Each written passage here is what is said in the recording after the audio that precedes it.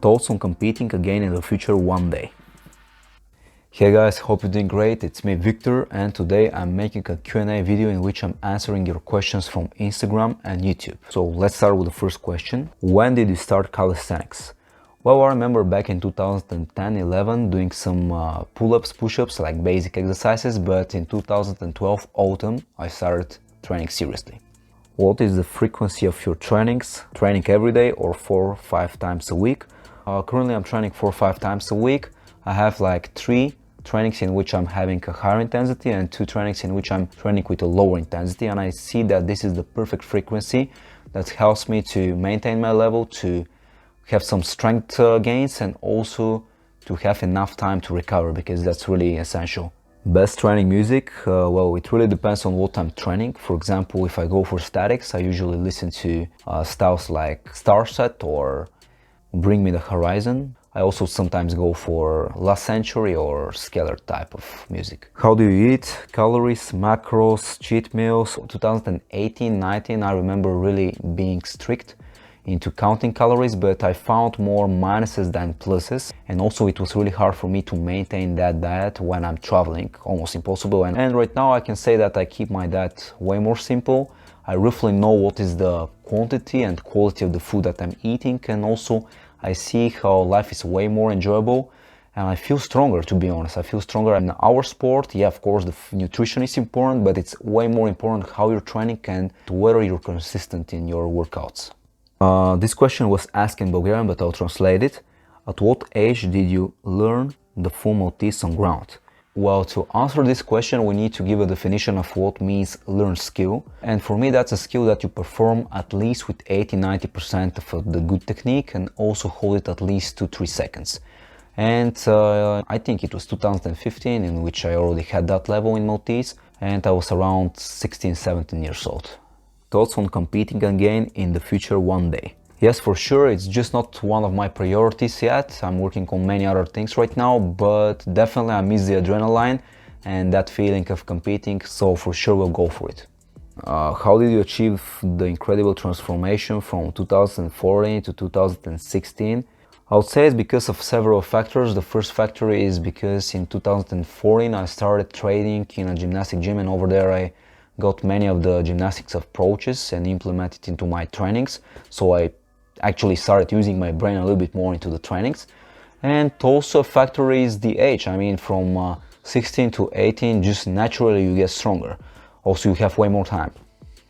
I remember that you were studying engineering, so how did you arrange between your studies and your workouts? Well, yeah, it was not an engineering. Recently I graduated with a master's degree of architecture, and undoubtedly it was really a long and time-consuming journey, but I wouldn't say so much devastating for my trainings. For example, if something is getting 10-20% of the time that you can use for other activities, but it's giving you like 40-50% more focus for those activities, then you're already winning. Sometimes just the thought of having all the time in the world for one activity can diminish the value of the time, and that can lead to less concentration and less productivity.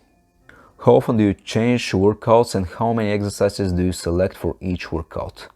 I try at least for 1 month to stick with one program, just because there are so many outside factors that can affect your trainings, and you need to be sure that if there is a problem, it's coming from the training program itself. And for the other question, which is how many exercises do you select for each workout, it depends on my goal. For example, if I'm aiming to work on strength, then it means that I'll choose exercises that are with higher intensity and that will require a bigger rest in between. That will lead to, of course, also smaller amount of exercises that are done in all the training. And of course, if I'm going more for the endurance part, it's possible to have even 2-3 times more exercises compared to the first case. Are planche progressions enough, or do you need some accessory exercises? It's possible to achieve some results only by attempts, but it's questionable how safe it will be.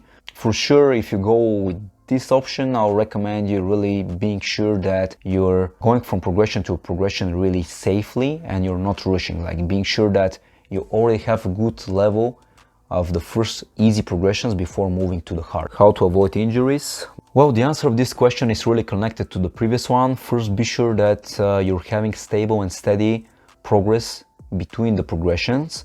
And also additional to that thing, you can add all those specific exercises that will help you to have a better engagement, better activation, better focus into different areas.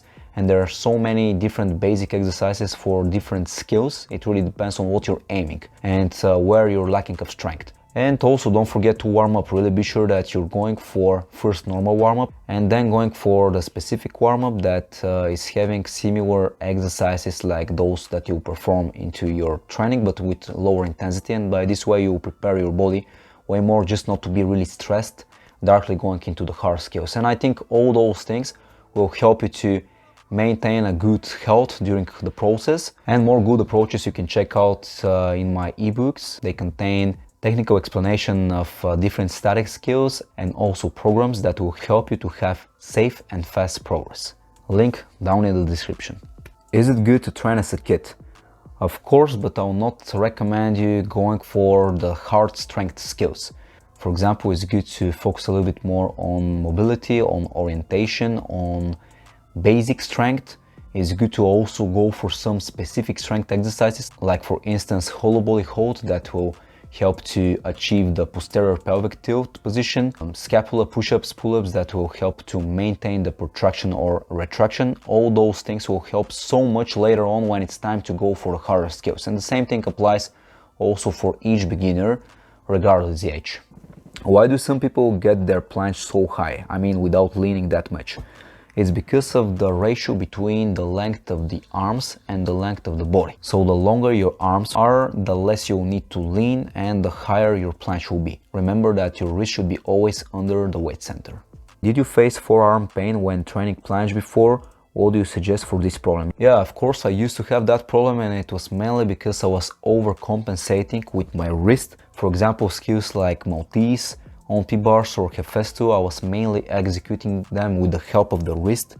And of course, to get rid of the pain, what I did was going to exercises with a lower intensity in which I have a little bit more control.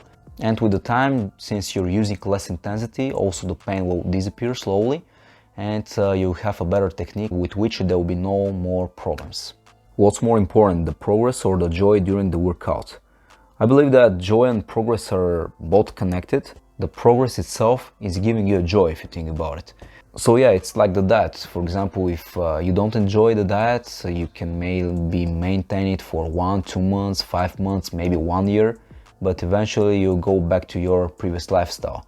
So it's important to really be sure that you're enjoying your workouts, maybe not being too much strict, but still following your direction and thinking that it's about progress in the long run. It's about progress in 5, 6, 10 years and even more.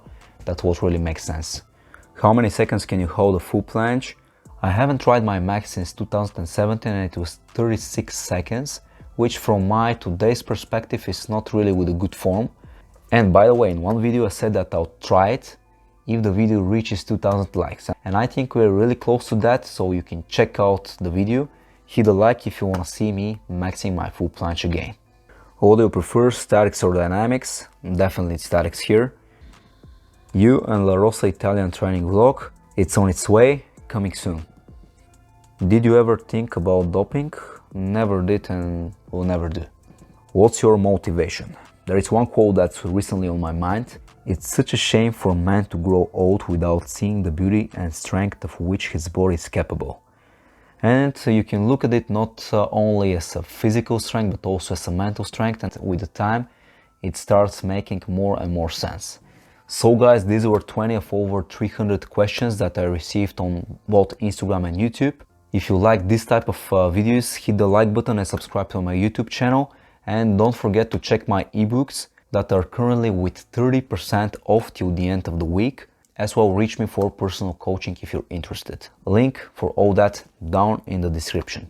All the best, until the next time.